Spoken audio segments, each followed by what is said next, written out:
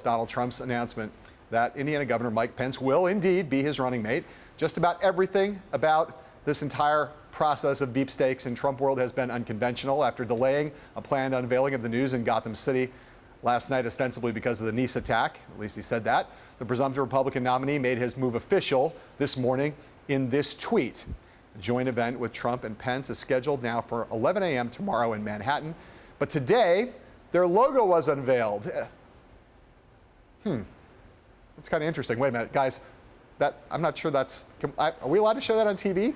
Let's fix that. Can we put up a safer work version? Okay, that's the safer work version. Thank you very much. Let's stick with that. I don't want to get in trouble with the censors. Anyway, in the meantime, Pence has been holed up at the old Intercontinental Hotel here in New York City, where he did take brief questions from reporters. Governor Pence, do you have any comment? Here's the card. Here we go. Governor Pence, how are you feeling right What do you now? have to say to the people of Indiana today? Very excited, very humbled, and very grateful. What's your message to Hoosiers now that you've withdrawn from the governor's race? We love Indiana.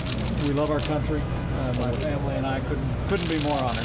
What do you mean? To have the opportunity to run with and serve with the next president of the United States. Has Dan Quayle The wait that went on between the time that we thought that it was going to be you and Trump actually confirmed that it was you. Governor, were you at all worried that Donald Trump was going to change his Now, last night, in the middle of the night, on television, Donald Trump said, that was on Fox News, that he had still not made his final decision. Yet this morning, he apparently had something happen along the way. Mark, so here's my question. This has been an incredibly eventful 24 hours, certainly unlike anything I believe you or I have ever seen in a beefsteaks process. Do you think that the way in which they handled this rollout has in any way harmed, in a lasting way, the pick? No, the pick will rise or fall in its success, and I think it is as we say in psycho, a falsity to say that Trump's endgame process was more chaotic, either by their errors or just the way it played out as compared to others. I remember many, the selection of Sarah Palin, that had more twists and turns. In this case, for the last 72 hours or so, people thought it would be Pence.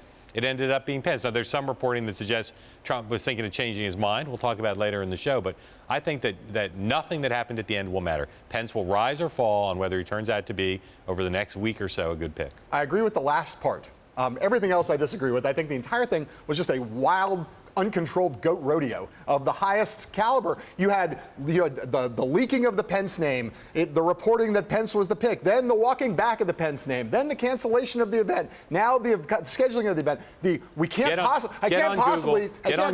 Get on Google and read about. Remind yourself what happened with Sarah Palin. Remind yourself what happened with Joe Lieberman. I cannot believe that last night the man was saying we cannot possibly have a press conference tomorrow out of respect for the people in Nice, and then this morning he's tweeting that he's made his pick earlier than the scheduled press conference. Like, that's the respectful way to treat the tragedy. Why would that have some impact on whether Mike Pence is a good pick? Well, I said a minute ago, I agreed with you. I said in the end, the pick will rise or fall on its substance. But I still don't think you can say, oh, this was just your average conventional rollout strategy. You think this is how they planned it? This kind of coverage was what they wanted? Do you think the Palin pick was like that? Do you think the Lieberman pick was like that? Do you think the John Edwards pick was like that? The Dick Cheney one? All of them had media twists and turns that the campaign couldn't control. Okay. Well, I remember those picks. I think I do at least, and none of them seem quite as out of control as this one to me. Not a particularly, I think, well-managed rollout.